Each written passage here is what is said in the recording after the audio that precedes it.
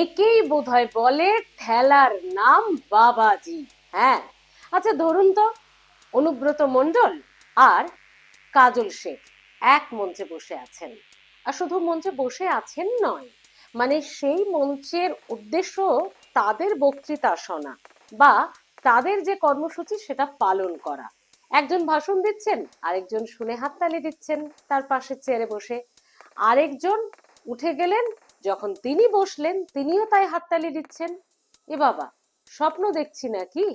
বা ধরুন কাজল শেখ এবং অনুব্রত মণ্ডল এক চায়ের টেবিলে পার্টি অফিসে বসে হো হো করে হেসে গদগদ অবস্থায় খোশ মেজাজে গল্প করছেন। অনুগামীরাও রয়েছেন, দাদা দাদা করে তারা বেশ খোশ মেজাজে কখনো পার্টির আলোচনা করছেন, কখনো দল কিভাবে বীরভূমে এগোবে সেটা কথাবার্তা হচ্ছে, আবার কখনো ব্যক্তিগত একটা খোশ মেজাজ আড্ডায় রয়েছেন। ভাবছেন এসব আবার কি আবল তাবল বকছি? না বন্ধুরা, না। এই ছবি কিছুদিনের মধ্যে দেখতে চলেছেন বীরভূমে। আর বীরভূম বললেই তো আপনার চোখে ভেসে উঠলো বা মাথায় এলো কাজল শেখ বনাম অনুব্রত মণ্ডল গোষ্ঠী দ্বন্দ্ব। কেউ তো কারোর সঙ্গে মুখ দেখা দেখি নেই, অথচ দুজন বীরভূমের দায়িত্বে রয়েছেন। হ্যাঁ, পরিষদ গঠন করা হয়েছে, সেই পরিষদের দায়িত্বে রয়েছেন তারা, কোর কমিটি থেকে শুরু করে আরো কত কি। কিন্তু তাদের দ্বন্দ্ব তো মেটার নয়। কালীঘাটে একেবারে গুরুত্বপূর্ণ বৈঠক করেও না, তাদেরকে একটু কয়েকদিনের জন্য থামানো গিয়েছিল, কিন্তু আবার সে যে কে সেই। কিন্তু এবার যেটা হলো, ওই যে চায়ের টেবিল বা মঞ্চে পৌঁছে যাওয়ার মতো রাস্তাটা, প্রেক্ষাপটটা তৈরি হলো কিভাবে? কড়া ধমক খেয়ে। আচ্ছা, সে ধমক খেয়েছেন দুজনে। অভিষেক বন্দ্যোপাধ্যায় দিয়েছেন কড়া ধমক। কি বলেছেন সেসব তো জানাবোই, তবে প্রেক্ষাপটটা কেন তৈরি হলো কড়া ধমক দেওয়ার? আবার নতুন করে কি করলেন অভিষেক বন্দ্যোপাধ্যায়, যাকে যেখানে কড়া ধমক দিতে হলো, আসরে নামতে হলো, এমন কি করলেন দুজনে, ওই কাজল শেখ আর অনুব্রত মণ্ডল? এসআইআর কর্মসূচি তো চলছে গোটা রাজ্যে, তো হলোটা কি, সাংসদ শতাব্দী রায় এসআইআর সহায়তা কেন্দ্রে পৌঁছলেন এবং সেখানে ছিলেন অনুব্রত মণ্ডলের ঘনিষ্ঠ বলরাম বাগদি। হ্যাঁ, এই এসআইআর কেন্দ্রে শতাব্দী রায়ের সঙ্গে। আর সেখানে আবার পৌঁছে গেলেন কাজল অনুগামীরা, নুরুল এবং তার অনুগামীরা। এসব পৌঁছে গিয়ে ব্যাস যা হয়, দুই নেতার দুই অনুগামীরা পৌঁছলেন শতাব্দী রায়ের সামনেই, শুরু হয়ে গেল তাদের গণধোলাই, যাকে বলে একে অপরকে নে হাতের সামনে পেয়ে একদম হাতের সুখ মিটিয়ে নিলেন আচ্ছাসে রাম দোলাই দিয়ে। তো এই বলরাম বাগদি এবং তার ভাইকে মারধরের অভিযোগ উঠলো কাজল শেখ অনুগামী বা ঘনিষ্ঠদের বিরুদ্ধে। এবং তারপর বলরাম বাগদির ভাই বলরাম বাগদিকে যারা আহত হলেন তাদের মারটার খেয়ে শতাব্দী রায় আবার হাসপাতাল পর্যন্ত নিয়ে গেলেন। আর এই ঘটনা শতাব্দী রায়ের মতো সাংসদের সামনে ঘটলো, আর সেটা অভিষেক বন্দ্যোপাধ্যায় মমতা বন্দ্যোপাধ্যায় হাইকমান্ডের কানে যাবে না তা তো নয়। যেমন ঘটলো, যেমন হওয়ার কথা তাই হলো। অভিষেক বন্দ্যোপাধ্যায় গেলেন বেজায় চোটে, যে এইসব আবার কি, কারণ গোষ্ঠীদ্বন্দ্ব নিয়ে তো দুবরাজপুর বীরভূম আগেও ভুগেছে, তারপর বহুবার তাদেরকে কড়া ধমক দেওয়ার পরেও হয়নি, এবার দিলেন আচ্ছা সে কড়া ডোজ। এবং তারপরে ওই যে পিকচার আভি বাকি হ্যায়, এ তো ট্রেলার। তারপর কি হলো জানেন?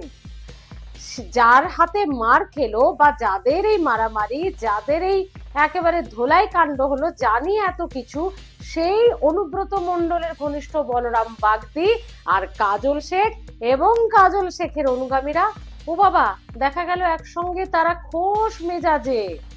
হ্যাঁ, পার্টির কথা হচ্ছে, দলের কথা হচ্ছে ঠিকই, কিন্তু খোশ মেজাজে। আর ধমক খেয়েই বললেন, ও বাবা, একটা পরিবারের মধ্যে ঝামেলা হয় না? বাপ ছেলেতে, বাপ ভাই, ভাই ভাই, এসব ঝামেলা হয় না? তা বলে কি সবাই পরিবার ভেঙে চলে যায় নাকি? হ্যাঁ, ঠিক কথা। তো বাবা, আর কত ঝামেলা হবে তোমাদের, যাতে দলও ভুগবে? তো তিনি বলছেন, আমাদের একটু ভুল বুঝাবুঝি ছিল, সেসব মিটে গেছে। আর দাঁড়ান, এখানেই শেষ নয়। অভিষেক বন্দ্যোপাধ্যায়ের কড়া ধমক খেয়ে আরো অনেক কথা বললেন কাজল শেখ, শোনাবো। তবে সেই কড়া ধমকটা কি ছিল অভিষেক বন্দ্যোপাধ্যায়ের, সেটা আগে শুনুন। যেটা ধমকটা খেয়েই, যে ডোজটা খেয়েই মোটামুটি 180 ডিগ্রি ঘুরে গেলেন কাজল শেখ, আর তারপরে এত গদগদ হয়ে এই বলরাম বাগদিকে নিয়ে, যাকে নিয়ে এত মারধর হলো, এত কাণ্ড হলো, তাকে নিয়ে গদগদ কথা। তো কড়া দাওয়াইটা শুনে নিন অভিষেক বন্দ্যোপাধ্যায়ের। দুবরাজপুরে আমাদের বিধায়ক নেই, তার মানে ভুগেছে যে দল সেটা বুঝিয়ে দিলেন। ওই আসনে আমরা 2021-এ পরাজিত।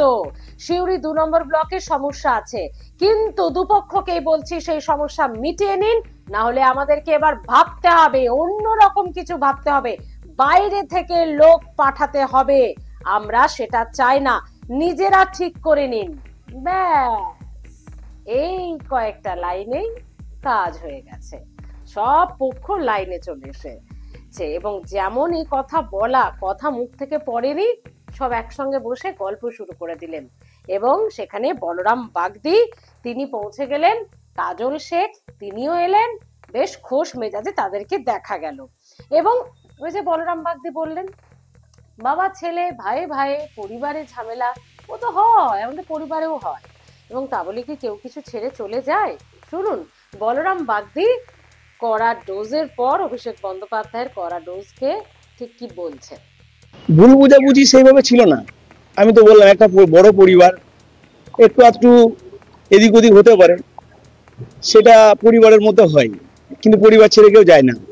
তৃণমূল কংগ্রেস একটা অনেক বড় পরিবার, দল সব থেকে বড়, দলের ঊর্ধ্বে কেউ নেই। দাদা ভাইয়ের ব্যাপার, এখানে দাদা জিতলে ভাইয়ের জেতা হয়, ভাই জিতলে দাদা জেতা হয়, একটা পরিবার, বারবার বলছি। ভুল বুঝাবুঝির কিছু ছিল না, একটা ছোট মিসআন্ডারস্ট্যান্ডিং, সেটা আলাপ আলোচনার মধ্যে দিয়ে। দল বড়, 26-এ অনেক বড় নির্বাচন, সেখানে একসাথে ঝাঁপিয়ে পড়তে হবে, দলই সব থেকে বড়। শুনলেন বলরাম বাগদির কথা। দুদিন আগেই কাজল শেখ অনুগামীদের হাতে ইনি মার খেয়েছিলেন, এবং যার জন্য এত কাণ্ড। তো যাক, অভিষেক বন্দ্যোপাধ্যায় যে ডোজটা দিতে জানেন সেটা ভালো মতো বোঝা যাচ্ছে। কি বলেন? কাজল শেখ তো আরো 2 কদম এগিয়ে। তিনি কি বললেন?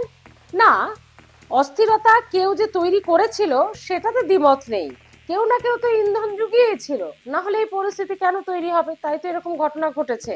কিন্তু আশা করছি, আমার দৃঢ় বিশ্বাস, আমাদের সেনাপতির নির্দেশে তার কথা মতোই সমস্ত দূরত্ব মিটে যাবে, এবং মিটে গেছেও। এটা তো সবে ট্রেলার, পিকচার আভি বাকি হ্যায়। মানে বোঝাতে চাইলেন ওই বলরাম বাগদি এসে আমাদের সঙ্গে, আমি গিয়ে দেখা করলাম, তিনি এলেন, এটা তো ট্রেলার, पिक्चर अभी बाकी है। ये तो अभी ट्रेलर चल रहा है, पिक्चर अभी बाकी है। ঠিক আছে, দেখুন অস্থিরতা কেউ না কেউ তো তৈরি করেছিল, এই বিষয়ে দ্বিমতের কোনো অবকাশ নেই। অস্থিরতা কেউ না কেউ তৈরি করেছিল, কেউ না কেউ ইন্ধন জুগিয়েছে, যার জন্যেই সিউড়ি 2 নম্বর ব্লকের মধ্যে এই বিভাজনটা এসেছিল। আমার দৃঢ় বিশ্বাস, আমাদের দলের সেনাপতি যুবরাজ অভিষেক বন্দ্যোপাধ্যায়ের নির্দেশে অল্প দিনের মধ্যে সেই দূরত্বের অবসান ঘটতে চলেছে, এবং সকলকেই আপনারা একই মঞ্চে দেখতে পাবেন অল্প দিনের মধ্যে।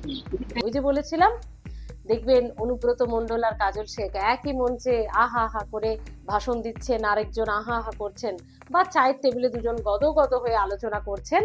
ওই পিকচার স্ক্রিপ্টটাই বোধহয় লেখা হচ্ছে, আর সেই পিকচার বাকি হয় বলে দিলেন কাজল শেখ।